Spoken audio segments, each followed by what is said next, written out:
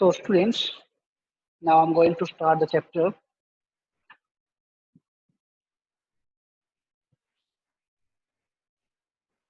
Well, students, हम political के second chapter federalism के तीन लेक्चर ऑलरेडी डिस्कस कर चुके हैं. Now this is the fourth lecture and you can say it's the last lecture of this chapter. कोशिश की जाएगी कि आज ये चैप्टर पूरा हो जाए.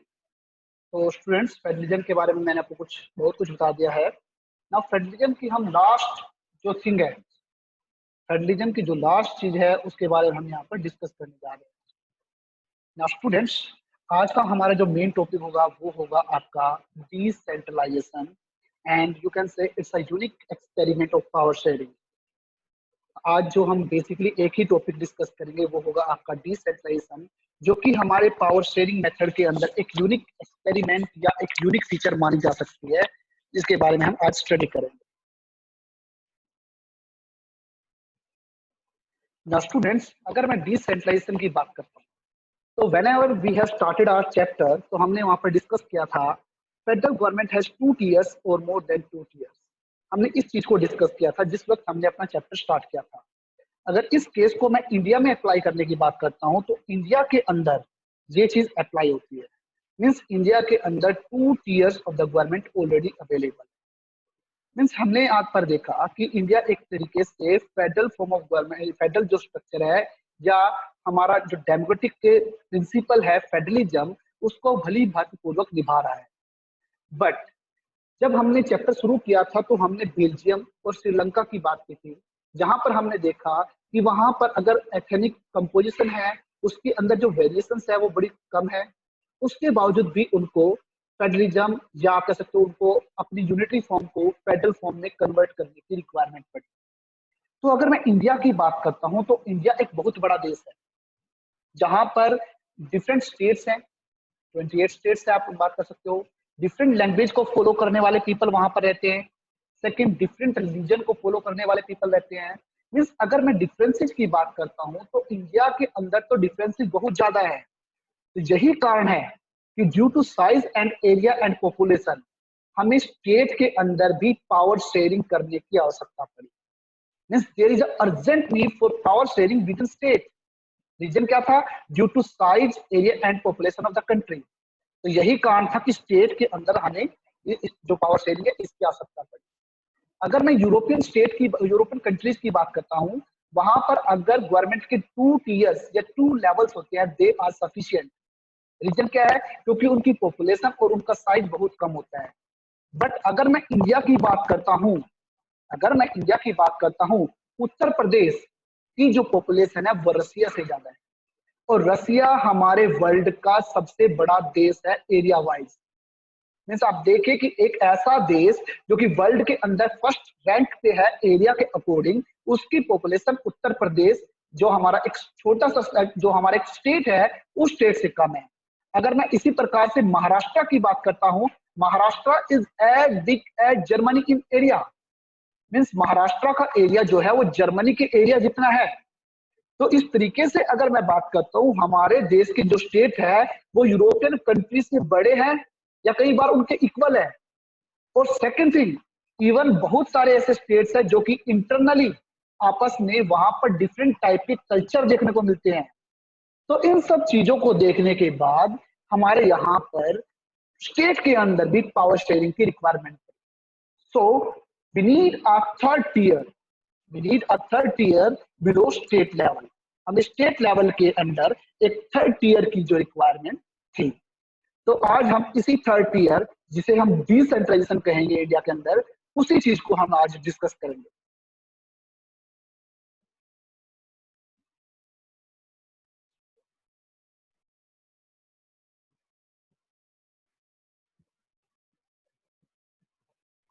So student, now we'll discuss about the third tier, which is known as our local government, and this third tier is below the state level. Means ये जो थर्ड टीयर है जिसे हम लोकल गवर्नमेंट कहते हैं, ये हमारे स्टेट लेवल के डाउन है और यही चीज हमारा डिसेंट्रलाइजेशन है. तो सबसे पहले हम देखते हैं कि डिसेंट्रलाइजेशन होता क्या है वास्तव में, उसके बारे में डिस्कस करते हैं. अगर मैं डिसेंट्रलाइजेशन की बात करता हूं तो इन दिस कंसेप्ट और in this process, power from the central and the state government it is taken and given to the local government. Means हम यहाँ पर क्या करेंगे, सेंट्रल और स्टेट गवर्नमेंट से पावर लेकर लोकल गवर्नमेंट को प्रोवाइड करेंगे। वो टोटल जो होल प्रोसेस कहलाती है वो कहलाती है आपकी डिसेंट्रलाइजेशन। वो प्रोसेस जो होती है वो आपकी डिसेंट्रलाइजेशन कहलाती है। तो इस तरीके से अगर मैं डेफिनेशन की बात करता हूं, it means when power is taken away from the state and central government and given to the local government, it is called decentralization।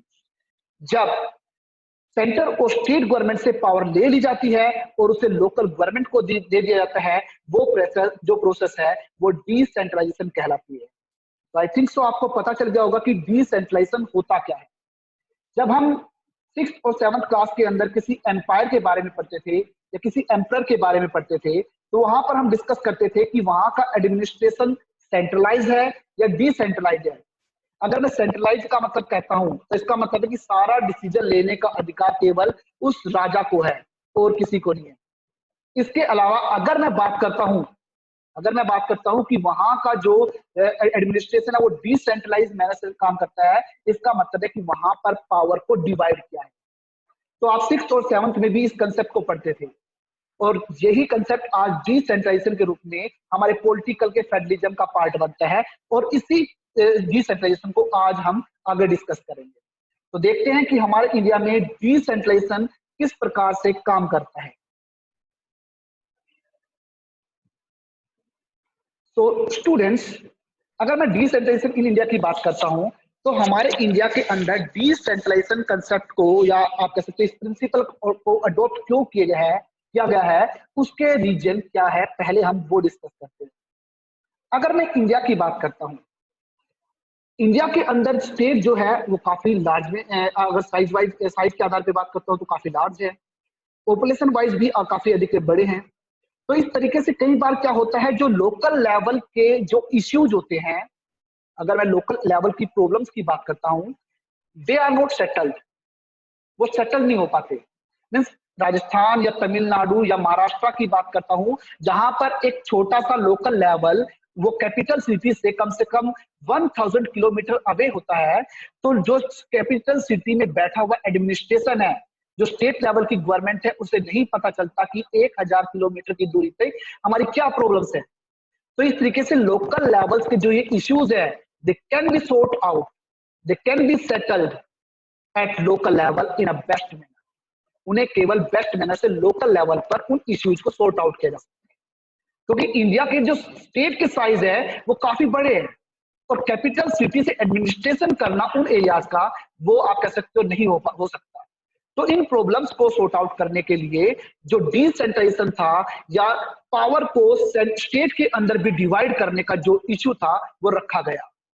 Even अगर मैं बात करता हूं, जो लोकल लेवल के पीपल है उनको लोकल इश्यूज के बारे में ज्यादा जानकारी होती है, they know well about the local problems. उनको पता होता है कि लोकल एरिया के जो पीपल है वो किस चीज को फेस कर रहे हैं। मान लीजिए आपके एरिया में स्ट्रीट लाइट की प्रॉब्लम है या आपके एरिया के अंदर पानी की प्रॉब्लम है, तो आपके लोकल पीपल को ज्यादा पता होगा, ना कि आपसे 1000 किलोमीटर दूर बैठे हुए उस एडमिनिस्ट्रेशन ब्लॉक को। तो आपके लोकल इश्यूज को बेस्ट पॉसिबल मैनर से लोकल लेवल पर ही सेटल किया जाता है। तो इसके पीछे ये आप कह सकते हो डिसेंट्रलाइजेशन के पीछे ये मेन मुद्दा था, आप कह सकते हो मेन रेशनल था। इवन जो लोकल पीपल है उनको अच्छा तरीके से पता होता है, उनका they have better ideas on managing the things and spending money. उनके पास उनको पता होता है कि किस इश्यू के ऊपर हमें पैसा खर्च करना है और किस तरीके से इन सब चीजों को मैनेज करना है। उनके पास आइडियाज बेटर होते हैं रादर देन अदर पर्सन। तो इस तरीके से जो डिसेंट्रलाइजेशन है वो इंपॉर्टेंट है हमारे इंडिया जैसे देश के लिए। नेक्स्ट जो है हमारी डेमोक्रेसी जो है वो डिसीजन मेकिंग के अंदर पीपल पार्टिसिपेशन की बात करती है। और जिस वक्त हम लोकल लेवल पर थर्ड टियर प्रोवाइड कर देते हैं, लोकल गवर्नमेंट प्रोवाइड कर देते हैं, तो डिसीजन मेकिंग की जो ये प्रिंसिपल है हमारी डेमोक्रेसी का, जहां पर पीपल डायरेक्टली पार्टिसिपेट कर सकते हैं, तो ये उस प्रिंसिपल को या उस की फीचर को भी पूरा करता है। नेक्स्ट अगर मैं बात करता हूं, इससे पीपल के अंदर क्या होता है, डेमोक्रेटिक मैनर से जो गवर्नमेंट है उसके अंदर डिसीजन मेकिंग में पार्टिसिपेशन करने की हैबिट बढ़ती है, डेवलप होती है। इसके माध्यम से क्या होता है कि आज हम क्या करते हैं, अगर डेमोक्रेटिक मैनर से पार्टिसिपेशन नहीं करते तो हम लगातार गवर्नमेंट को गालियां देते रहते हैं, जो कि नॉर्मली है कि गवर्नमेंट ने क्या किया है। हम गवर्नमेंट के बारे में हमेशा डिस्कस क्या करते हैं, गवर्नमेंट ने किया क्या है उसके बारे में हम बात करते हैं। पर जिस वक्त हम डिसीजन मेकिंग में पार्टिसिपेट करेंगे, जिस वक्त हमें पता होगा कि हमारे पैसा कहाँ पर खर्च है, तब हमें पता चलेगा कि गवर्नमेंट भी कुछ करती है। तब हम जाके ये बात कहेंगे कि गवर्नमेंट कुछ करती है, गवर्नमेंट के अकॉर्डिंग काम कर रहे हैं। तो इस तरीके से अगर लोकल गवर्नमेंट आती है तो डिसीजन मेकिंग की जो वो प्रणाली होती है, जो कि डेमोक्रेसी की का एक बहुत बड़ा प्रिंसिपल है, वो जो हैबिट है वो आम जनता के अंदर डेवलप होती है, क्या होता है। तो इस तरीके से लोकल सेल्फ गवर्नमेंट का जो इंपॉर्टेंट प्रिंसिपल डेमोक्रेसी का है, ये एक बेस्ट मेथड है उस चीज को रियलाइज करने का। मीन्स लोकल सेल्फ गवर्नमेंट का मतलब है कि आम जनता उस डिसीजन मेकिंग के अंदर, उस एडमिनिस्ट्रेशन के अंदर इंडिपेंडेंट मैनर से पार्टिसिपेट करे। तो लोकल सेल्फ गवर्नमेंट को रियलाइज करने का ये एक बेस्ट मेथड है डिसेंट्रलाइजेशन। तो केवल ये कुछ ऐसे रीजंस थे जिसकी वजह से जो डिसेंट्रलाइजेशन था उस चीज को बढ़ाया गया या उस कंसेप्ट को कॉन्स्टिट्यूशन के अंदर इंट्रोड्यूस किया गया।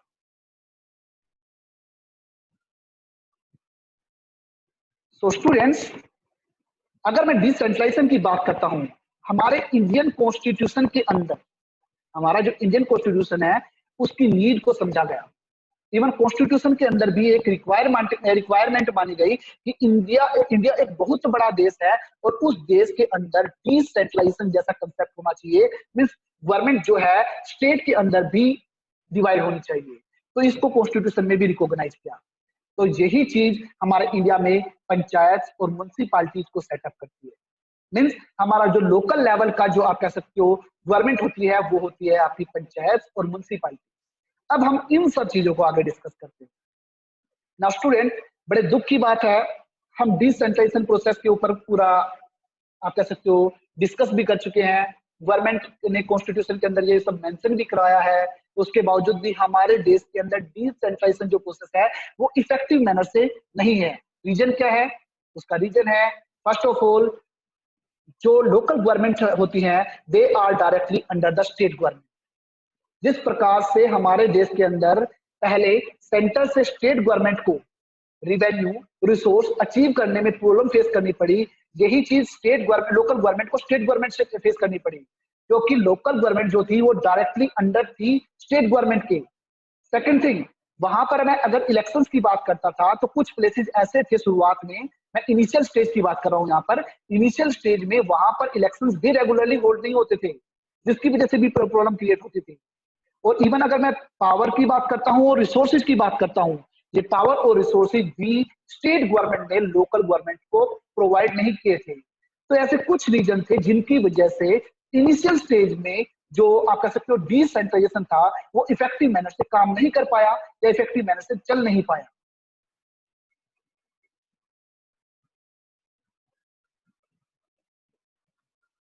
तो स्टूडेंट्स, अब हम देखते हैं इन प्रॉब्लम का सॉल्यूशन क्या होता है।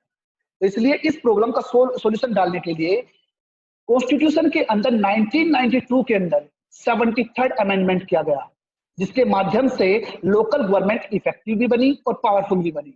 मींस 1992 के अंदर 73rd अमेंडमेंट किया गया, जिसके अंदर कॉन्स्टिट्यूशन के अंदर ये बात इंट्रोड्यूस कर दी गई कि there is a third tier also in the government, जिसे पावर शेयर करनी है, और वो होगा आपका स्टेट गवर्नमेंट के अंदर या स्टेट लेवल के अंदर, और उसे लोकल गवर्नमेंट कहते हैं। जिस वक्त ये अमेंडमेंट की गई और जिस वक्त ये कॉन्स्टिट्यूशन में लिखा गया, उसके बाद हमारा जो ये डिसेंट्रलाइजेशन प्रोसेस के अंदर जो ये प्रॉब्लम फेस की जाती थी वो प्रॉब्लम सॉर्ट आउट होने लगी। Next, it is mandatory to hold regular election. Means इसके अंदर ये मैंडेटरी कर दिया गया कि इन एरियाज के अंदर रेगुलर इलेक्शन होने चाहिए। It is mandatory. इवन कुछ सीट्स जो थी वो रिजर्व कर दी गई for women and for socially backward classes. जो सोशल और अगर हम बात करते हैं एजुकेशनल या इकोनॉमिकल मैनर से बैकवर्ड क्लासेस थे, उनके लिए जो सीट्स थी वो रिजर्व कर दी गई। और स्टूडेंट, मैं आपको यहाँ पर एक बात और बताना चाहता हूँ कि जो ये परसेंटेज है, means 27% for SC BC and OBC and 33% for women, जो ये परसेंटेज रिजर्वेशन की प्रोवाइड की गई है वो केवल लोकल गवर्नमेंट के है, ना कि आपके स्टेट और सेंट्रल लेवल पर। ये केवल लोकल लेवल पर ही निर्धारित है, क्योंकि स्टेट और आप कह सकते हो स्टेट गवर्नमेंट पार्लियामेंट के अंदर इस प्रकार के इश्यूज को रखा गया था पर आज तक वो बिल कभी भी पास नहीं हुआ। केवल ये जो प्रोसेस है ना, अगर हम बात करता हूँ रिजर्वेशन की, ये रिजर्वेशन जो प्रोसेस है वो केवल लोकल लेवल पर ही प्रोवाइड की गई है। एंड इसके अलावा स्टेट इलेक्शन कमीशन का निर्माण किया गया ताकि वो इन लोकल लेवल के जो इलेक्शंस है उनको रेगुलरली मैनर से होल्ड कर सके, करा सके। इसके अलावा स्टेट गवर्नमेंट को हिदायतें दी गई कि लोकल गवर्नमेंट को पावर और रिवेन्यू प्रोवाइड करे। बट ये पावर और रिवेन्यू क्या होगी वो डिपेंड करता है अलग अलग स्टेट के ऊपर। मीन्स किस स्टेट के अंदर कितनी उसको पावर दी गई है वो अलग अलग स्टेट के अंदर अलग अलग मैनर से है। तो इसके बारे में अलग अलग मत हो सकते हैं, या कह सकते हैं इसके बारे में अलग अलग स्टेट की अलग अलग पॉलिसी हो सकती है। सो स्टूडेंट, अब हम लोकल गवर्नमेंट को दो पार्ट में डिवाइड करेंगे। First one is rural area, the second one is urban area. तो सबसे पहले मैं रूरल एरिया की बात करता हूँ। रूरल एरिया में ये 3 लेवल पर होता है। पहले वो आपकी ग्राम पंचायत के लेवल पे होगा, नेक्स्ट जो होगा वो आपके ब्लॉक लेवल पे होगा, और थर्ड होगा वो आपके डिस्ट्रिक्ट लेवल पे होगा। तो रूरल लेवल के अंदर इस प्रकार से डिवाइड। तो हम यहाँ पर रूरल जो लेवल है, जो ग्रामीण क्षेत्र जिसे हम कह सकते हैं, उसके बारे में डिस्कस करते हैं। At the rural area the level it is known as Panchayati Raj. इसे हम पंचायती राज के नाम से जानते हैं। तो अब हम पढ़ते हैं ग्राम पंचायत क्या होती है।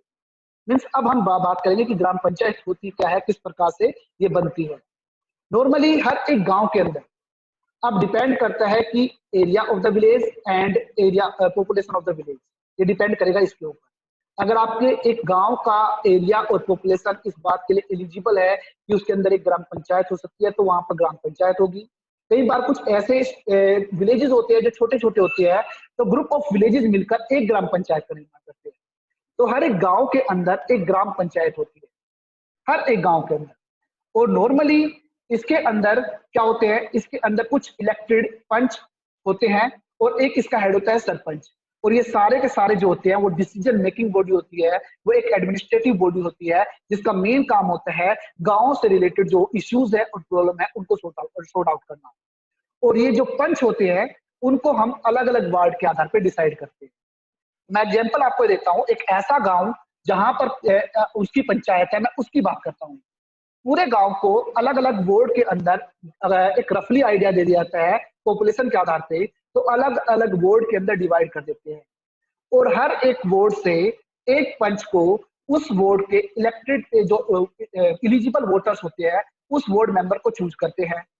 और पूरे गांव के जो एलिजिबल वोटर्स होते हैं वो गांव के अंदर एक सरपंच को चूज करते हैं। तो इस तरीके से गांव के अंदर जो डिसीजन मेकिंग बॉडी है वो चूज की जाती है। अब ये सारे की सारे जो व्यक्ति होते हैं ये डायरेक्टली इलेक्शन के माध्यम से आप कह सकते हो चूज किए जाते हैं। Now this is the decision making body of whole village. पूरे गांव के अंदर डिसीजन लेने का अधिकार इनको होता है। प्रॉब्लम को किस प्रकार से सॉर्ट आउट करना है, कितना आपको वहां पर खर्च करना है, क्या सब इश्यूज हैं, उन सब इश्यूज से रिलेटेड डिसीजन लेने की जो बॉडी होती है ये होती है। और it works under the supervision of Gram Sabha. और ये जो ग्राम पंचायत है वो ग्राम सभा के सुपरविजन में काम करती है। मीन्स ग्राम सभा का काम क्या होता है, ग्राम पंचायत को सुपरवाइज करना वेदर इट इज वर्किंग और नॉट। अब हम पढ़ेंगे ग्राम सभा होती क्या है, इसके बारे में पढ़ेंगे। तो ग्राम पंचायत ये थी जहां पर हर एक गांव के अंदर एक ग्राम पंचायत होती है जिसमें डिफरेंट वार्ड मेंबर्स होते हैं और एक उनका हेड होता है सरपंच, जो कि एक डिसीजन मेकिंग बॉडी होती है और पूरे गांव से रिलेटेड जो डिसीजन है वो लेती है। और it works under the supervision of Gram Sabha. अब हम ग्राम सभा के बारे में पढ़ते हैं, ग्राम सभा होती क्या है। अगर मैं ग्राम सभा की बात करता हूं तो ग्राम सभा के जो मेंबर्स होते हैं वो उस गांव का हर एक एलिजिबल वोटर माना जाता है। मीन्स जिस व्यक्ति के पास उस गांव में वोट देने का अधिकार है हर एक व्यक्ति ग्राम सभा का मेंबर होता है। और ये ग्राम सभा जो होती है उसकी मीटिंग एक साल में कम से कम 2 और 3 होनी चाहिए। मीन्स जो ग्राम सभा है it has to meet twice और थ्राइस इन अ ईयर। कम से कम एक साल में 2 से 3 मीटिंग होनी चाहिए। और उन 2 से 3 मीटिंग के अंदर वो एक तरीके से डिसीजन लेती है कि ग्राम पंचायत किस प्रकार से काम कर रही है या आगे फर्दर उनको क्या कराना है गांव के अंदर। तो इस तरीके से अगर मैं ग्राम सभा के वर्क्स की बात करता हूं तो it approve the annual budget of Gram Panchayat. तो ग्राम पंचायत के एनुअल बजट को अप्रूव करने का काम भी ग्राम सभा का होता है। और नेक्स्ट अगर मैं बात करता हूं, it also review the performance of the Gram Panchayat. Gram Panchayat ने पूरे साल में क्या किया, इन सब को रिव्यू करने का काम भी ग्राम सभा का होता है। बट स्टूडेंट, हमारे इंडिया के अंदर बहुत बड़े दुर्भाग्य की बात है कि ग्राम सभा बड़े इफेक्टिव मैनर से काम नहीं कर रही। हम सब क्या करते हैं, गवर्नमेंट को हमेशा दोष देते हैं, and what is our responsibility, we never fulfil those things. हम अपनी रिस्पॉन्सिबिलिटी को तो फुलफिल नहीं करते, और हम केवल क्या करते हैं, ब्लेम करते हैं गवर्नमेंट को, ब्लेम करते हैं अपनी ग्राम पंचायत को। पर ग्राम पंचायत अगर काम करती है under the supervision of Gram Sabha, और उस ग्राम सभा के मेंबर कौन है, आप सब, means the citizen, the eligible voter of the village. अब अगर ग्राम पंचायत काम नहीं करती अच्छी तरीके से, तो ये जो प्रॉब्लम है, ये जो प्रॉब्लम क्रिएट हुई है उस गांव के अंदर, वो केवल ग्राम सभा के इन वोटर्स या इन मेंबर की वजह से हुई है। इनमें से कुछ व्यक्ति ऐसा कह सकते हैं कि दे आर इलिटरेट, उन्हें नहीं पता। बट आज के टाइम में अगर मैं एजुकेशन की बात करता हूं, तो नियर अबाउट 80% प्लस पीपल जो है, दे आर एजुकेटेड पर्सन। अगर हम बार बार ये बात कहेंगे ग्राम पंचायत ने काम नहीं किया, तो वो मिस्टेक हमारी होगी, ना कि ग्राम पंचायत की। तो इस तरीके से जो ग्राम सभा है उसके ये सब कार्य होते हैं। बट बड़े दुर्भाग्य की बात है कि हम सब केवल ब्लेम करते हैं, ग्राम सभा इफेक्टिव मैनर से काम नहीं करती। हम सब केवल ब्लेम करने का काम करते हैं, क्योंकि इट इज वेरी इजी, ये बड़ा इजी है to find issues, to excuse. हम दूसरों के ऊपर दोष आरोपण जो है बड़े आसान तरीके से कर लेते हैं, ये बड़ा इजी है। पर अपनी रिस्पॉन्सिबिलिटी को क्यों नहीं फुलफिल करते। ओके, आगे देखते हैं स्टूडेंट। इसके बाद अगर मैं लोकल गवर्नमेंट की, मैंने जैसे शुरुआत में ही आपको बात की थी कि लोकल गवर्नमेंट का जो स्ट्रक्चर होता है वो डिस्ट्रिक्ट लेवल तक होता है। तो इसके बाद हम बात करते हैं ब्लॉक समिति की, मीन्स पंचायत समिति, ब्लॉक समिति इसे कहा जाता है।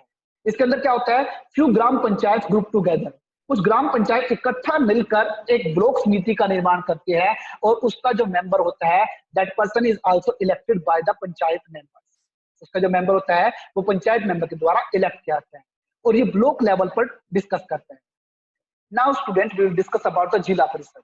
अगर मैं जिला परिषद की बात करता हूँ, जिला परिषद का जो के अंदर इलेक्टेड मेंबर्स, एमपी, एमएलए, और जो आपके आईएएस ऑफिसर, लाइक ब्यूरोक्रेट्स की जो बात की है, जो आपके आईएएस ऑफिसर या जो गवर्नमेंट ऑफिसर्स होते हैं, ये सारे के सारे जो व्यक्ति होते हैं वो इस जिला परिषद का पार्ट होते हैं। और इसके अंदर जो पॉलिटिकल हेड होता है वो कहलाता है चेयरपर्सन। वो पर्सन जो कहलाता है वो चेयरपर्सन कहलाता है इस जिला परिषद का।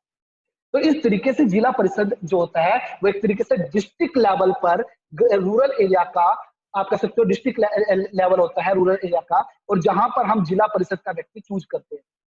जो बच्चे गांव में रहते हैं उन सब बच्चों को पता है कि ग्राम पंचायत होती क्या है, ब्लॉक समिति का मेंबर कौन होता है, और जिला परिषद के अंदर जो आप व्यक्ति चूज करते हैं वो होता कौन है।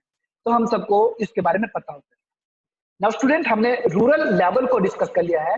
Now we will discuss about the urban level. अगर मैं अर्बन सेंटर्स की बात करता हूं, तो जो लोकल गवर्नमेंट अर्बन लेवल पे होती है वो दो पार्ट में डिवाइड होती है। For the small town it is municipalities, and for the big cities it is municipal corporation. अगर मैं छोटे टाउन्स की बात करता हूँ, कस्बों की बात करता हूँ, वहां पर ये म्युनिसिपैलिटीज होती है। अगर मैं बड़े शहरों की बात करता हूँ, वहां पर म्युनिसिपल कॉर्पोरेशन होती है। एग्जाम्पल मैं बता सकता हूँ आपको, घरोंडा इट्स अ टाउन, तो यहाँ पर एक म्युनिसिपैलिटी है। Karnal it is a city, और यहाँ पर क्या है, म्युनिसिपल कॉर्पोरेशन। नाउ स्टूडेंट्स, अगर मैं इनके अंदर बात करता हूं, तो these are controlled by the elected body of the people representative. इन दोनों के अंदर भी जो कंट्रोल होता है वो उन व्यक्तियों को होता है, उन रिप्रेजेंटेटिव को होता है, जिसको आम जनता इलेक्शन के माध्यम से चूज करती है। नॉर्मली जो बच्चे घरोंडा रहते हैं उनको पता है कि जो घरोंडा है वो भी वार्ड में डिवाइड है, ठीक है, और उन वार्ड से वो मेंबर चूज करते हैं, देन वो अपने हेड को भी चूज करते हैं, ये सब उनको पता है। नेक्स्ट, अगर मैं बात करता हूं म्युनिसिपैलिटी का जो पॉलिटिकल हेड होता है वो कहलाता है municipal chairperson, and if you think about the municipal corporation, उसका जो पॉलिटिकल हेड होता है वो कहलाता है mayor. And it's the most important 1 marks question to all of you. हमेशा पूछा जाता है कि मेयर होता कौन है। It is the political head of a city, of a municipal corporation, वो कहलाता है आपका मेयर। और जो म्युनिसिपल चेयरपर्सन होता है वो कहलाता है आपका political head of the municipalities. और इन व्यक्तियों को का जो मुख्य काम होता है वो अर्बन सेंटर्स के अंदर, अर्बन लेवल के अंदर जो एडमिनिस्ट्रेशन है उसको इफेक्टिव मैनर से चलाना उनका काम होता है। तो ये आपका अर्बन सेंटर होता है। Now students, we will discuss some other factors about the local government. थोड़े से कुछ अदर फैक्टर भी और बात डिस्कस कर लेते हैं।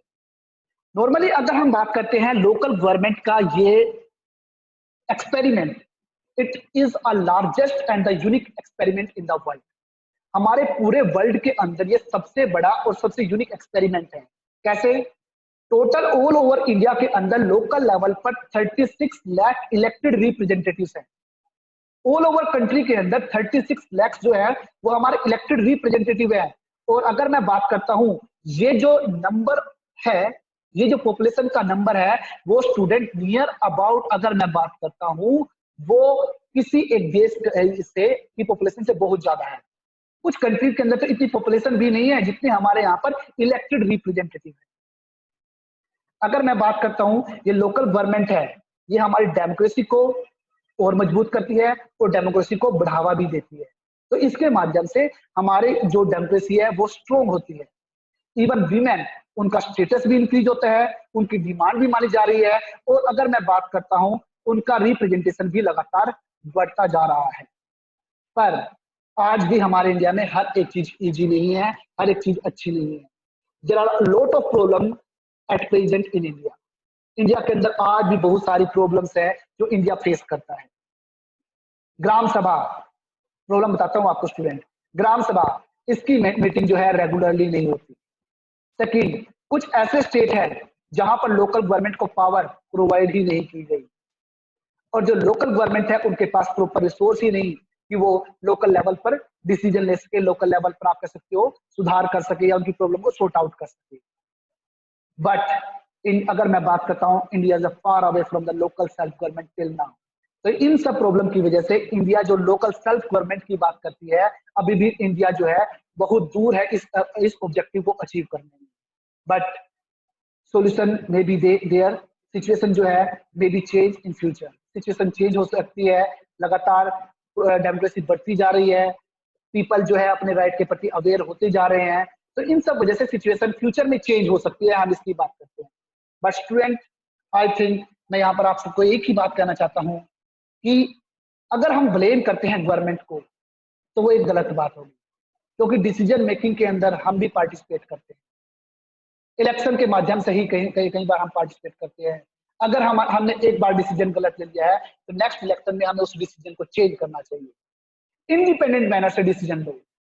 अगर आज की गवर्नमेंट खराब है तो we are the responsible for this. हम सब रिस्पॉन्सिबल है, ना कि वो गवर्नमेंट।